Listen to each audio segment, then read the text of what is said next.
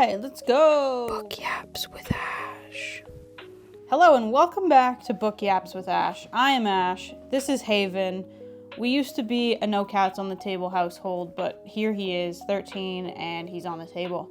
So today, you're going to be graced by his presence unless he decides to leave. But right now he seems pretty sad. His paws are tucked. You can't see. But his paws are tucked and he's having a nice little nap on the table. So we're going to be doing Book Yaps with Ash featuring Haven today. What are we talking about today? Obviously, what the title of the video says. Books I read in September. And September was a pretty solid month. The worst book I read was a classic, which still means that, I didn't like it that much, but I can now say that I've read a classic. So win-win-win all around, but let's get into it. If you can hear pitter-patters, that's my other cat, Edgar. And he is chasing a ball right now. Not sure if you can hear that, but everybody's having a good day. All right, so the first book I'm going to talk about, I actually finished like 1st of September, so it was kind of an August read, but that is We'll Prescribe You a Cat. This is your classic Japanese novel. It's a collection of 4 short stories that are all kind of intertwined within the same universe and related to the same clinic that prescribes cats. And there's a magical realism element to it about, is the clinic real? How do you find it? And like obviously, a real doctor wouldn't necessarily prescribe somebody a cat, but we interact with 4 different characters who are going through 4 different things, and we see what happens when they're just given a cat and told to take care of it for a certain number of days. This is exactly what you would expect out of one of these short story type collections. Really nice and cozy, good messages behind each of the stories. And honestly, the last story really got me, really helped me process some pet loss grief in kind of a nice, warm way, which, again, totally expected out of this one. Yeah, nothing crazy about it. Solid read, but didn't really blow my mind or anything. But, if you're looking for like a palate cleanser or something that feels like a bit of a hug, easy to read, then this is definitely a book to check out. And there's a sequel now, which I didn't know, called We'll Prescribe You Another Cat, I think. I don't know, I feel like we could have worked a little longer on the title, but there we go. What did you think of it? All right, he didn't read it. Okay, next book I had not even heard about until August, and that is Sandwich by Catherine Newman. And the reason I read this book, I picked it up, was because the book club I'm in, the Books Are Sick book club, got the author, Catherine Newman, to come and do a talk with us over Zoom. So yeah, this is not normally a type of book that I would typically gravitate towards or pick up. It's essentially a story of a family going to the same cottage that they go to every year, and we're reading it from the mother's perspective. Her name's Rocky. She has 2 adult children in their 20s, and then her parents also come in and they are aging. So she's essentially sandwiched between these different age groups, and she's also going through menopause, and you're just kind of getting a front row seat into the family dynamics during a family vacation. There's secrets, there's lies, there's slip-ups, it's just very real. Something I had to keep reminding myself when I was reading this is that this is not a memoir. Like, this is a fictional story, but after talking with Catherine or hearing her talk, I didn't say anything. This is definitely inspired by real people, real events. Rocky is very much an extension of Catherine, and getting to talk to her and hear her speak really brought this book to life even more. So that was just like a super, super cool experience getting to hear from her. She's wonderful, and this is gonna have a sequel coming out in October. So hoping to grab that one as well. But yeah, again, this is not a book I typically would pick up. Not a lot happens. It's really, like I said, just a week at a cottage, but also a lot happens. A family vacation, it's messy, it's crowded, it's claustrophobic, there's a lot that does go on, and I think this really does capture that in a great way. And you know what? This one has a lot of negative reviews because turns out people hate women. So if you like women, pick this up, read it, and give it a good 5-star just to balance the scales back to where they belong, right? Okay, sandwich. Okay, we also have another book. This was our book club book for the month. So the reason that I read it, and that is Dracula by Bram Stoker, the one and only. Let me tell you about this book so that you don't have to read it. It's pretty boring. Like, there are some good parts to it. I was interested enough to want to know how it ended, but it just, like, as the vampire stories go, like, this, I guess, kick-started vampire stories, but everybody else who's done it has done it better. Dracula isn't even in this. Like, he is not really even in this. He's in the first little bit, and then he's kind of just a mirage. Like, he's kind of just in the background. And so the way this is told is through diary entries and letters from the main character. So the first one is like a solicitor. He's going to Dracula's castle to help him purchase property. So he gets first-hand interaction with Dracula.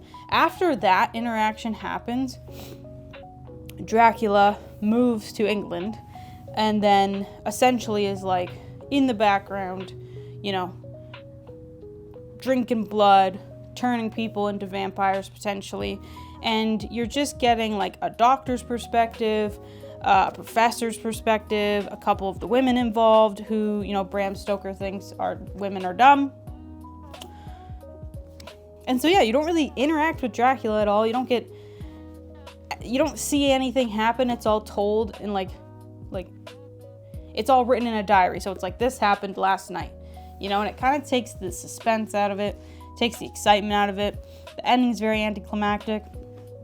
The writing's good. Like, I did a immersive read, so I listened to the audiobook and read at the same time. I think that's the only reason I got through it. I think if I just read it or just listened, I would have zoned out. But yeah, there's some good moments, a bit of eeriness, but again, like, it was long too. Like, it took me pretty much the whole month to get through this. And yeah, I mean, like, if you want to read a classic to understand why it's a classic, pick it up, give it a chance. But if you're looking for a vampire story to like make you feel eerie or whatever, just read Twilight instead. I don't know. Like, I feel like I'd rather have read Twilight. Next, a good book that I liked. Are you having fun? He's still sleeping. There's Edgar. So this one I really, really loved. Obviously, it's a Stephen King book, and that is Revival. So I've wanted to read this one for quite a while. It's popular among Stephen King fans, but I think anyone that's not a big Stephen King fan doesn't really know it exists. I think it was published in 2014. And Revival is a story of the main character, Jamie. We follow him through basically his whole life from when he was like 6 to 60. His interactions with Charles Jacobs, who he meets when he is 6. Jacobs comes to this town that he lives in and is the new pastor, I believe is the right word. He goes through being pastor, reverend, bunch of stuff. But he's a pastor, but he's also very passionate about electricity. And when Jamie is young, his brother kind of gets like knocked across the neck with a ski pole and loses his ability to speak. And the doctors say it'll come back in a couple weeks. It doesn't come back. And Jamie really puts trust in Jacobs and goes and says, like, can we pray for him? Can we help him? Whatever.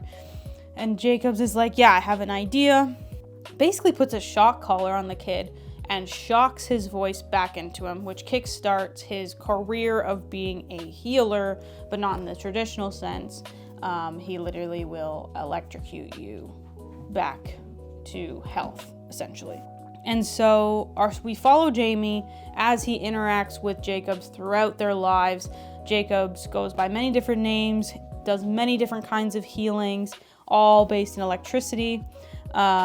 And at one point, he even heals Jamie of being a drug addict. And once this happens, Jamie starts to experience some side effects and spends kind of the rest of his life trying to stop Jacobs from doing what he's doing because the side effects are kind of wacky. This book is described as terrifying. I think if you're just getting into horror, it might be terrifying to you. There were scary bits, one specifically that was like quite eerie and made me feel uneasy. But I wouldn't say that this was like terrifying as a book, as much as it's, you know, another one of Stephen King's like character analysis. He takes two characters and he says, well, what would they do in these situations? And that's what I felt like this was, and that's why I feel like it was good. It was, of course, like eerie. There were scary parts. Overall, as a book, I wouldn't say that it was like terrifying. But I still rated it 5 stars. I absolutely loved it. I think that I expected it to be scarier because of like what it says on the book, but that didn't really impact my experience reading it. I really loved it. I think it is a hidden Stephen King gem, and I definitely would recommend it to anybody reading his books. Second to last is, of course, a book you have to read in September, and that is The September House by Carissa Orlando. So this one I really loved because it's a haunted house story, but it picks up essentially where every haunted house story leaves off. So, you know, the story is they buy this house, and every September the walls start bleeding. There's moaning in the walls that then turns to screaming, and so much more. But that's kind of the premise, is that every September this happens. And I kind of went into the book expecting that they would move in, and then it would become September, and they'd be like, oh my God, how do we deal with this? And then either they'd leave or they'd solve the problem. But no, this picks up 4 years later after they've moved in. And the main character, Margaret, is like, no, hell no, this is my house. I am not leaving. I'm going to adapt. And she essentially adapts to what happens every September, to the ghosts living in her house, and learns to follow their rules and coexist with them.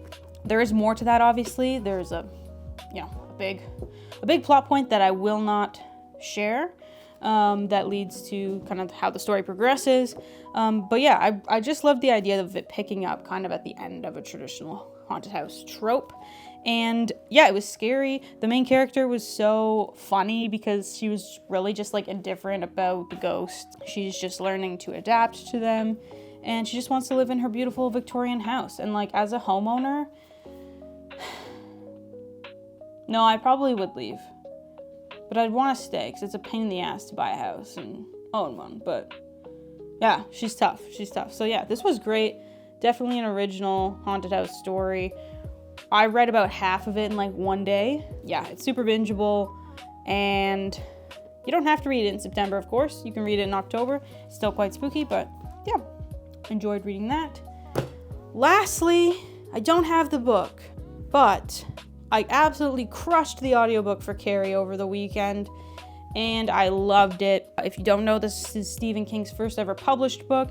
Almost didn't get written at all, but his wife pulled it out of the trash and said, you gotta finish this. So shout out Tabitha King for kickstarting an 80+ book career. But yeah, Carrie was fantastic. Considering he decided to write about a teenage girl who had just gotten her period, I think he did it really well. Kind of captured just how terrifying teenagers are in the first place. I think the storytelling was incredible, just like the non-linear narrative of it all, the different perspectives. So it's told from Carrie's perspective, but it's also told from people who were part of essentially the like massacre that happens, which isn't a spoiler, you know, right at the beginning, who later in life wrote books about it. It's told through police interviews, and it's all out of order. So you know things happen, you just don't know how they happen. And I think it's super engaging, very bingeable. Like I said, listened to it over like a day and a half. Yeah, I loved it. For being Stephen King's first book, just so good. I would love to own a first edition of it. That's why I don't own it, because the mass market paperback is ugly. I will not purchase this. It's like $12. I will not buy it because it's ugly. I do like the 50th anniversary edition. I didn't buy it. I regret it. And I like the new covers that have just come out, but I would really like to own a first edition, or at least an older version. The hunt is on for that still, but really loved listening to it to wrap up September, which was a great reading month, as I said. lots of good books, lots of books to get you into the spooky season, the fall. And yeah, that was my September wrap. If you read any of those books, let me know what you thought. If you have any recommendations, let me know what you think. And yeah, Haven hasn't moved in the entire 18 minutes I've been filming this. So he's good though.